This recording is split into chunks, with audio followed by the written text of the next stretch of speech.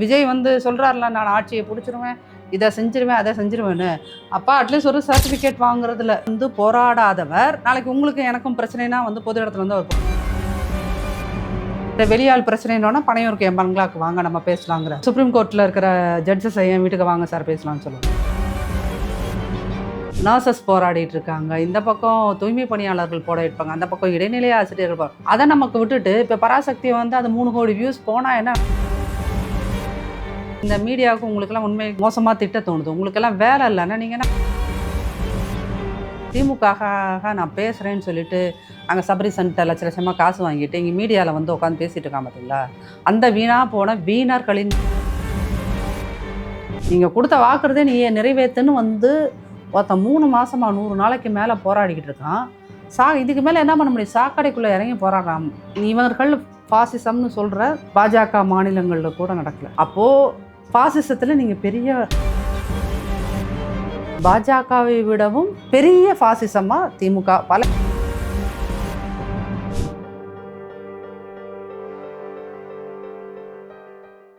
நேயர்களுக்கு வணக்கம். இன்றைய அரசியல் கலந்துரையாடலுக்காக நம்மோடு இணைந்திருக்கிறார் அதிமுகவை சார்ந்த திருமதி நாச்சியால் சுகந்தி அவர்கள். வணக்கம் மேம். வணக்கம் மேம். கடந்த ஒரு சில மாதங்கள்லாம் எடுத்துக்கிட்டோம் அப்படின்னா துப்புரவு பணியாளர்களுடைய பிரச்சனை, செவிலியர்களுடைய பிரச்சனை வந்து ஒரு பூதாகர பிரச்சனையாக பார்க்கப்பட்டது.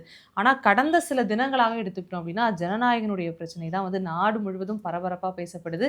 இதுக்கு காரணமுமே மத்திய அரசு தான் அப்படிங்கிறத வந்து சூச்சகமாக கை காட்டிட்டு இருக்காங்க. இது எப்படி பார்க்குறீங்க? இல்லை, அது விஜய் அரசியலுக்கு வந்துட்டார், அதனால் அவரோட படங்களுக்கு எல்லாம் பிரச்சனை தான் வரும் அப்படின்னா, இதுக்கு அரசியலுக்கு வர்றதுக்கு முன்னாடியுமே அவருடைய படங்கள் பிரச்சனைக்குள்ளே இருக்குது. அப்போ அதுக்கு யாரை நம்ம கை காட்டுவோம் அப்படின்றது. இது doesn't mean that we are supporting BJP or we are agitating against BJP அப்படின்னு அர்த்தம் கிடையாது. இது வந்து அந்த ஒரு இப்போது நான் பர்சனலாக நான் வந்து நாச்சியால் ஃபிலிம்ஸ் ப்ரொடக்ஷன் கம்பெனி வச்சுருக்கேன். அது வழியாக ஒரு படத்தை தயாரித்த போது என் கணவர் தான் அதுக்கு இயக்குனர்.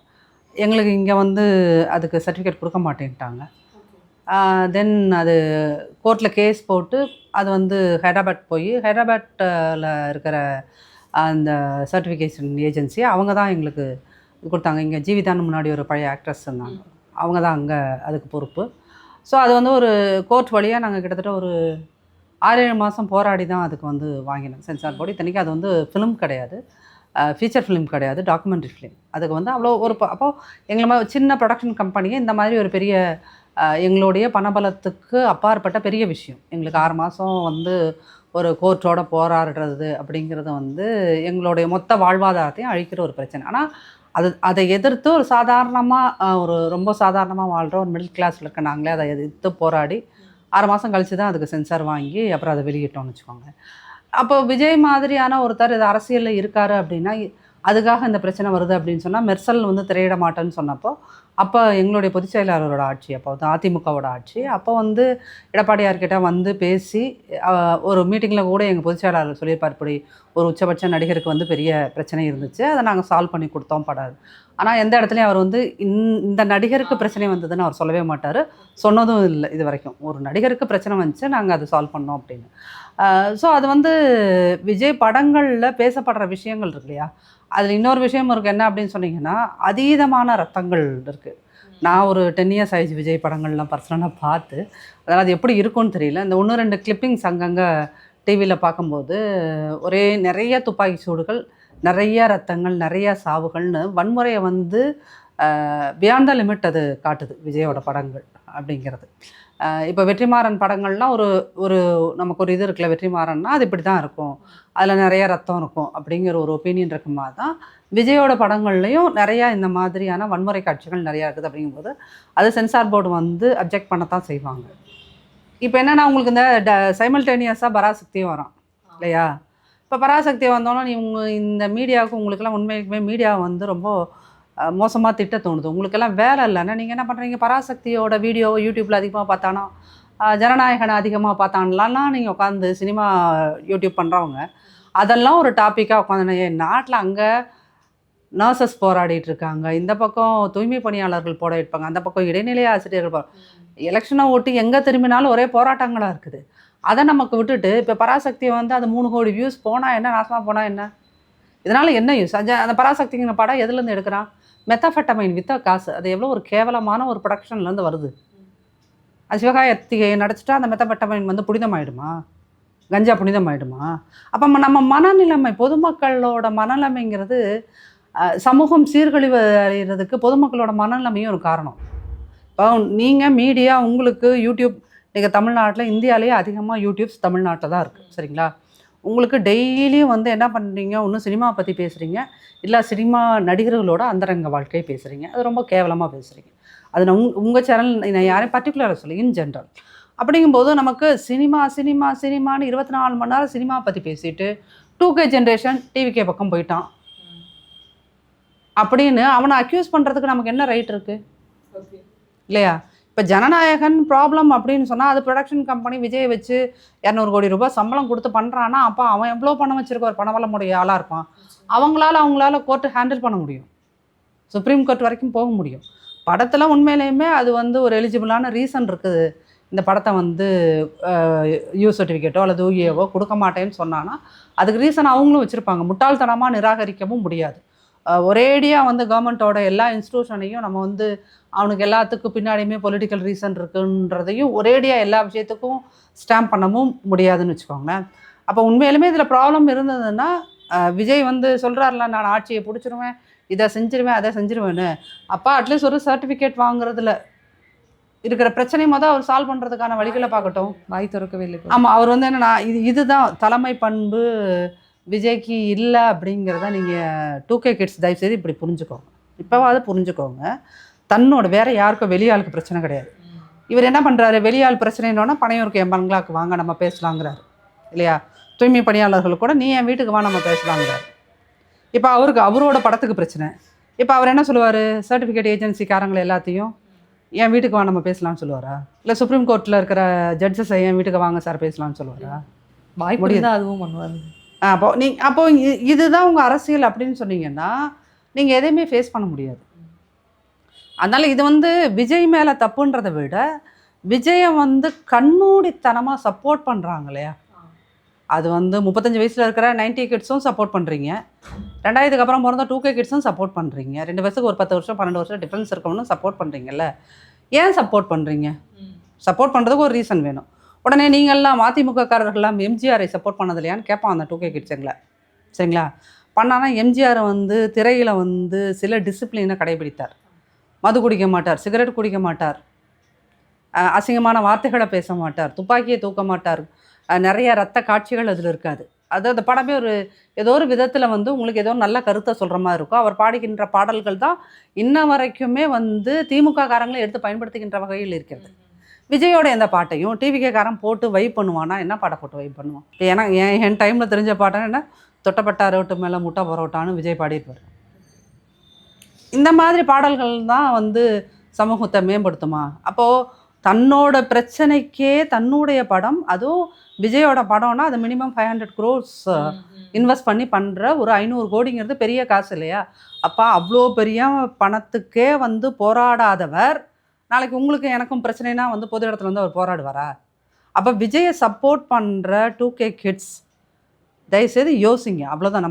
நான் இந்த படத்தின் வழியாக அந்த படத்துக்குள்ளே என்ன சிக்கல் இருக்குது, ஏன் அவன் இதை கொடுக்க மாட்டேங்கிறான், விஜய் என்ன பண்ண போகிறாரு, அந்த ப்ரொடக்ஷன் கம்பெனி என்ன பண்ண போகிறாங்க, இதெல்லாம் அவங்களோட ஹெடேக். பட் இதிலிருந்து அவுட்கம்மாக மக்கள் தெரிஞ்சுக்க வேண்டியதும் அவருக்கு வந்து கண்மூடித்தனமாக சப்போர்ட் பண்ணுற லேடிஸ், விமன், நீங்கள் யோசிங்க.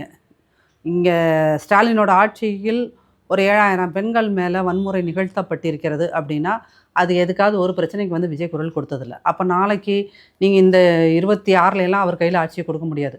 ஒருவேளை அவர் தொடர்ந்து ஒரு 15 வருஷம் போராடுறாருன்னா அதுக்கப்புறம் அவர் முதல்வர் ஆகிறதுக்கான வாய்ப்புகள் இருக்கலாம். ஒரு 15, அதுவுமே it will take minimum 15 years.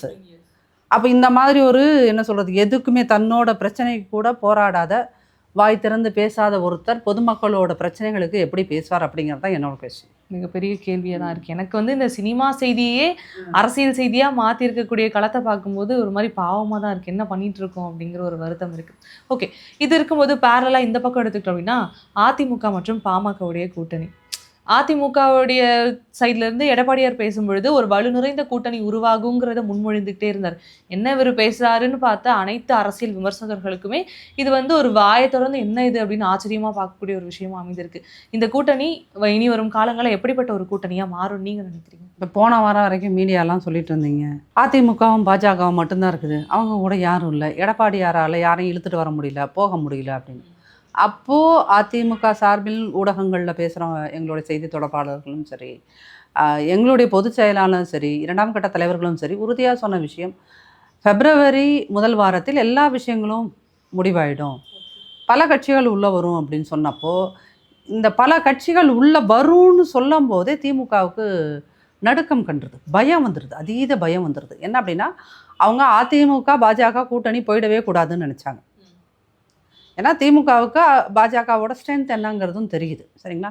அதனால் இது போயிடக்கூடாதுங்கிறதுக்காகவே, இது ஆக்சுவலி இந்த வம்புகளுக்கெல்லாம் காரணம், இந்த கூட்டணிக்கெல்லாம் ஒரு வகையில் காரணம் திமுக தான். திமுகவில் அந்த திமுகக்காக நான் பேசுகிறேன்னு சொல்லிட்டு அங்கே சபரிசன்ட்ட லட்ச லட்சமாக காசு வாங்கிட்டு இங்கே மீடியாவில் உட்காந்து பேசிகிட்டு இருக்கான் பார்த்தீங்களா, அந்த வீணாக போன வீணர்களின் வாய் தான் இதற்கு காரணம், மிக முக்கிய காரணம். அவங்க அவருக்கு எடப்பாடிக்கு என்ன தெரியும், இவனுக்கே ஒன்றும் தெரியாது, நீயே சபரிசன்ட்ட காசை வாங்கிட்டு பேசிகிட்டு இருக்க இல்லையா? அப்போ நீ இங்கே அவருக்கு என்ன தெரியும், எடப்பாடியாருக்கு என்ன தெரியும், அவருக்கு என்ன தெரியும், இவருக்கு என்ன தெரியும், அதிமுக 3ஆக பிளந்து விட்டது, 4ஆக பிறந்து விட்டது, இனிமேல் அந்த கட்சி உயிர் பிழைப்பதற்கே வாய்ப்பு இல்லை அப்படின்னு பேசுகிற அந்த வாய்கள் தான் இது ஏத்தாப்பில் இருக்கணும். என்னென்னா கொம்பு சீவி விட்டுட்டே இருக்கிறது. அப்போ தெரிஞ்சோ தெரியாமலையோ தொண்டர்கள், அதிமுக தொண்டர்கள் அந்த ஒரு நம்பிக்கையை இழக்காமல் இருக்கணும்னா கட்சி தலைமை மிக சீக்கிரமாக ஏதாவது ஒரு முடிவை அடுத்தடுத்து எடுத்தாகணுங்கிற ஒரு ப்ரெஷர் எங்கள் மேலே விழுந்துகிட்டே இருக்குது. ஸோ அதன் வழியாகத்தான் இதை எடுத்தோன்னு இல்லை, பட் கட்சி தலைமை என்னென்னா எதையுமே நிதானமாக செய்யணும் அப்படிங்கிறதும், இந்த தொலைக்காட்சிகளில் உட்காந்து பேசுகிறவங்கெல்லாம் வெட்டி பேச்சாளர்கள்ங்கிறதும் தெரியும். அவங்களுக்கு பொழுது போகலைன்னா 7 மணிக்கு ஒவ்வொரு டிவிக்காரன் இது அனுப்புகிறாங்க, கார் அனுப்புகிறாங்க, ஏறி உட்காந்துட்டு போய் வம்பு பேசிட்டு வராங்க. பட் அதை பார்க்குற பொதுமக்கள் மனசில் என்ன வருது, ஒரு அதிமுகவும் இல்லாத திமுகவும் இல்லாத நடுநிலைமையாக இருக்கிற மக்கள் மனசில் அது என்ன விழும்? அப்போ இவனுங்க சொல்கிறது உண்மைதானோ? ஏன்னா நீங்கள் ரீல்ஸை திறந்தாலே இவங்க முகம் தான் விழுந்துட்டுருக்கு, திரும்ப திரும்ப காசு கொடுத்து அதை பரப்பிக்கிட்டே இருக்காங்க பொய் செய்திகளை. அப்படிங்கும்போது அப்போ இங்கே கூட்டணிங்கிறது வலு இல்லாமல் இருக்கோ, இது அப்போ ஒன்றும் ஆகாதோ அப்படிங்கிற மாதிரி. பட் எங்களுடைய பொதுச் செயலாளர் நிதானமாக ஒவ்வொரு விஷயத்தையும் அவர் அடுத்தடுத்து பண்ணிக்கிட்டே இருக்கார். இப்போ ஸ்டாலின் முதல்வர் பேசுகிற அந்த அப்படியே நம்மளை ட்ரிகர் பண்ணி விடுற மாதிரியான பேச்சுகளுக்கு அதிமுக எப்பயுமே பலியாகாது. நீ பேசுகிறத பேச நாங்கள் ரியாக்ட் பண்ணுறோம். அதே மாதிரி விஜய் தரப்பில் பேசினாலும் யார் பேசினாலும் எங்களோட ஸ்ட்ரென்த் என்னங்கிறது எங்களுக்கு தெரியும், அதே மாதிரி எங்களோட வீக்னஸ் என்னங்கிறது எங்களுக்கு எப்படி தெரியும், என்னன்னு தெரியும்.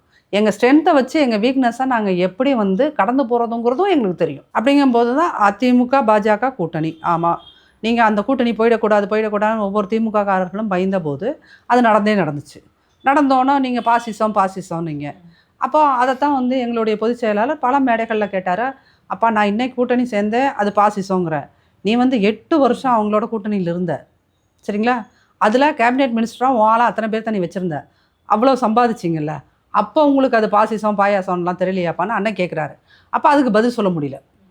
அப்புறம் அடுத்த இடம் சொன்னாங்க, நீங்கள் 2 பேர் மட்டும் தானே இருக்கீங்க, உங்கள் கூட யாருமே இல்லையே, அவங்க தேமுதிக போயிட்டாங்களே, பாமக உள்ளே வருவாங்களான்னு தெரியாது. இப்போ பாமக உள்ளே வந்துருச்சு, அடுத்து தேமுதிகவும் உள்ளே வந்துடும்.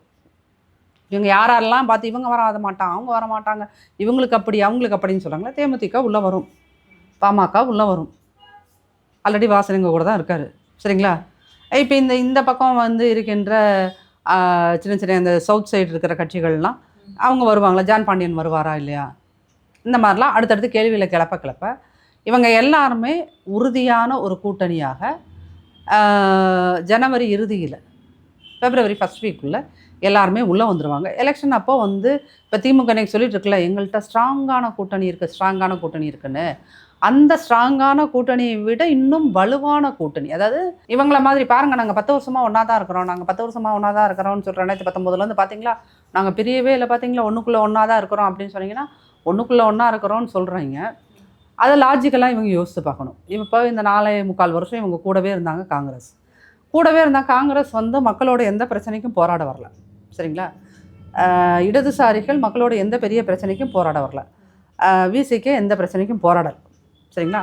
இப்போ இவங்க ஓட்டு போய் கேட்கும்போது மக்கள் கேட்பாங்களா இல்லையா, நீங்கள் போன தடவை என்ன சொன்னீங்க, இதெல்லாம் நாங்கள் சால்வ் பண்ணி கொடுப்போம்னு சொன்னீங்க, நீங்கள் ஒன்றுமே பண்ணலையே சார் அப்படின்னு எல்லாத்தையும் விசிகேவும் பார்த்து கேட்பாங்க, காங்கிரஸையும் பார்த்து கேட்பாங்க, இடதுசாரிகளையும் பார்த்து கேட்பாங்க, அந்த இஸ்லாமிய கட்சிகள் இருக்கிறவங்களையும் கூட கேட்பாங்க. அப்போ இவங்கள்ட்ட சொல்கிறதுக்கு பதில் இல்லை. அப்போ சொல்கிறதுக்கு பதில் இல்லாமல் போது தான் இங்கே பாருங்கள், நீங்கள் வந்து எங்களுக்கு ஓட்டு போடலைன்னா பாஜக உள்ள வந்துடும். ஆனால் இப்போ அது வந்து 2021 உங்களுக்கு ஓரளவுக்கு எடுபட்டுச்சுன்னு கூட வச்சுக்கலாம், சரிங்களா? அதனால தான் நீங்கள் வந்து ஒரு 3% ஓட்டை அதிகமாக வாங்கி ஜெயிச்சிட்டீங்க. பட் இந்த வருஷம் இந்த தடவை போய் டிஎம்கே அப்படி சொல்ல முடியாது. ஏன் அப்படின்னீங்க, பாஜகவை விடவும் பெரிய ஃபாசிசமாக திமுக பல இடங்களில் வேலை பார்த்துருக்கு. இன்றைக்கி தூய்மை பணியாளர்கள் 2 மாதமாக போராடுறான், ஒரு 1000 பேர். நேற்றுலாம் வந்து அவங்க போராடுறத பார்த்தா உண்மையிலுமே ரத்த கண்ணீர் வருது. ஒரு உணர்வு இருக்கிற யாருமே அவன் சாக்கடைக்குள்ளே இறங்கி அது கூவம் ஆறாது, அது சாக்கடை. உதயநிதி போய் ஒரு அந்த மாதிரி கூவம் ஆற்று கரையில் ஒரு 10 நிமிஷம் நிற்பாரா? நிற்க முடியுமா அவரால்? எந்த மினிஸ்டராவது இந்த இருக்கிற 35 மினிஸ்டர் முதல்வர் உட்பட அந்த கூவம் ஆற்றுல போய் 2 நிமிஷம் மூக்க பத்தாமல் நிற்பாங்களா? அப்போ அந்த ஜனங்க அவ்வளோ தூரம் போராடுகிறார்கள். எதுக்கு? ஒரு 250 ரூபா சம்பளம் எக்ஸ்ட்ரா, வேலையை பர்மனெண்ட் பண்ணு. அந்த வேலையை பர்மனெண்ட் பண்ணி கொடுக்குறேன், நீ தான் வாக்குறுதி கொடுத்துருக்க. அவங்க சுயமாக வந்து கேட்குறாங்களா? நீங்கள் கொடுத்த வாக்குறுதியை நீ நிறைவேற்றுன்னு வந்து ஒருத்தன் 3 மாதமாக 100 நாளைக்கு மேலே போராடிக்கிட்டு இருக்கான். இதுக்கு மேலே என்ன பண்ண முடியும்? சாக்கடைக்குள்ளே இறங்கி போராடுறான். இது இவர்கள் ஃபாசிசம்னு சொல்கிற பாஜக மாநிலங்களில் கூட நடக்கலை. சாக்கடைக்குள்ளே இறங்கி எவனும் போராடல, சரிங்களா? அப்போது ஃபாசிசத்தில் நீங்கள் பெரிய ஃபாசிசமாக இருக்கீங்களா இல்லையா? அப்போ உங்களுக்கு பாஜகவுக்கு பார்த்து எந்த இடத்துலையாவது ஏய் நீ இப்படி இருக்கேன்னு சொல்ல முடியாது.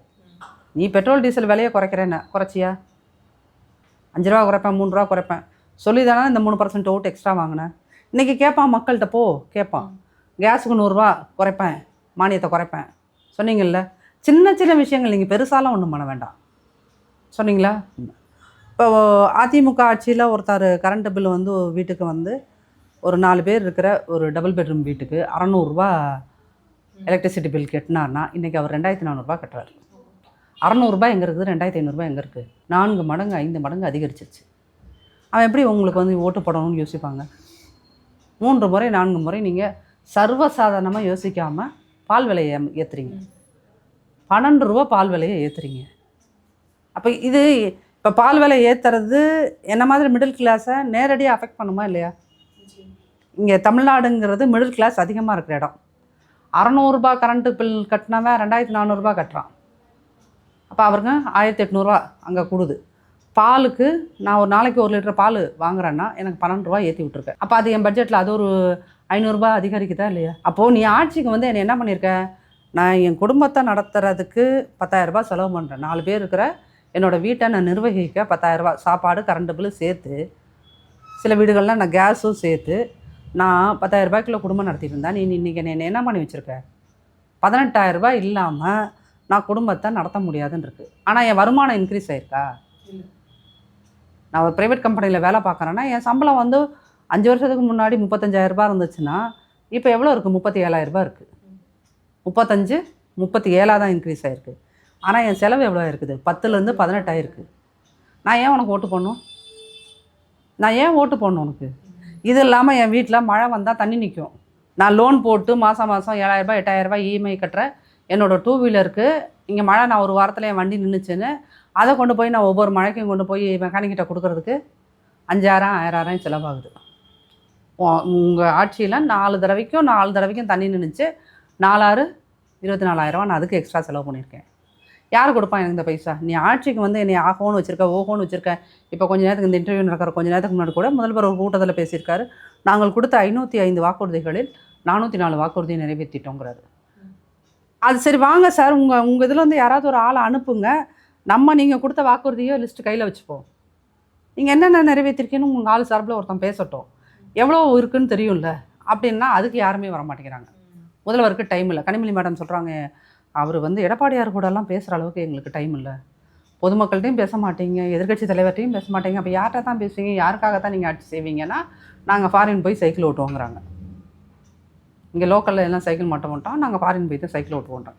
அப்போது இது வந்து அப்புறம் இப்போ வந்து இந்த என்னது ஒரு கம்ப்யூட்டர் கொடுத்தாங்க. அது பயங்கர காமெடி. எல்லா 2K கிட்ஸும் விஜய் பக்கம் போயிடக்கூடாது, நமக்கு ஓட்டு போடணும். அவன் வந்தான் மேலே எல்லாத்துலேயும் ஸ்டிக்கர் ஓட்டுறான். ஸ்டாலின் படத்து மேலையெல்லாம் ஸ்டிக்கர் ஒட்டுறான். நீங்கள் புத்திசாலின்னா 2K கிட்ட அதிபுத்திசாலின்னு நிரூபிக்கிறான். அவன் இந்த டெக்னிக் எங்கேருந்து திருடினான்? இந்த ஸ்டிக்கர் ஒட்டுற பழக்கத்தை உங்கள்கிட்ட இருந்து தான் அவங்க கற்றுக்கிட்டான். அப்போ 2K கிட் இன்றைக்கி கரப்டாக இருக்கான், அவன் மைண்டு பொல்யூட் ஆகிருக்குன்னா அவன் எங்கேருந்து லேர்ன் பண்ணிக்கிட்டான்? உங்கள்கிட்ட இருந்து தான் பாஸ். இந்த ஸ்டிக்கர் ஓட்டுறதை நீங்கள் என்ன பண்ணீங்க? ஏடிஎம்கேவோட ஸ்கீம்ஸு திட்டங்கள் இதெல்லாம் எடுத்து நாங்கள் பண்ணினோங்கண்ணே. அதை தான் அவன் என்ன அவனால் முடிஞ்ச நிலவு. நீங்கள் வந்து இந்த பக்கம் ஸ்டாலின் படமும் அந்த பக்கம் கருணாநிதி படமும் போட்டு அச்சடித்து கம்ப்யூட்டர் கொடுக்குறேன். அவன் அழகாக ஒரு ஸ்டிக்கர் பேப்பரை வாங்கிட்டு வந்து அழகாக ஒட்டிட்டான், போடாங்கிறான். அங்கே ஸ்டாலின் ஸ்க்ரீன் சேவர் பேப்பர் அதை தூக்குனான், அங்கே விஜய் வச்சான். இப்போ என்ன பண்ணுவேன்? கம்ப்யூட்டர் நீ வந்து இவ்வளோ கடைசி காலத்தில் கடைசி நேரத்தில் நீ வந்து செலவு பண்ணி கொடுத்ததில்லை, இன்றைக்கி வேஸ்ட். அவன் ஒரு அதில் நீங்கள் 10 லட்சம் கம்ப்யூட்டர் கொடுத்துருக்கீங்கன்னா 10 லட்சம் கம்ப்யூட்டரை நீங்கள் விற்றீங்க. அட்லீஸ்ட் ஓட்டுக்காக 10 லட்சம் கம்ப்யூட்டர் லஞ்சமாக இந்த சின்ன 2K கிட்ஸு கொடுத்துருக்கான். ஒருத்தன் கூட அவனுக்கு ஓட்டு போட மாட்டான். அவனுக்கு தெரியுது நீ 4.25 வருஷம் வீட்டில் உட்காந்து உருட்டிக்கிட்டு இருந்தீங்க சார். இன்றைக்கி 4.25 வருஷம் நீ வந்து கொடுக்குறீங்கன்னா நாங்கள் விஜய் பின்னாடி போயிடக்கூடாது, அதுக்காக தானே நீ எனக்கு கொடுக்குற. நீ கொடு, நான் அந்த கம்ப்யூட்டர் வாங்கி அந்த லேப்டாப்பை வாங்கி அதில் நான் ஜனநாயகம் படம் பார்ப்பேன்.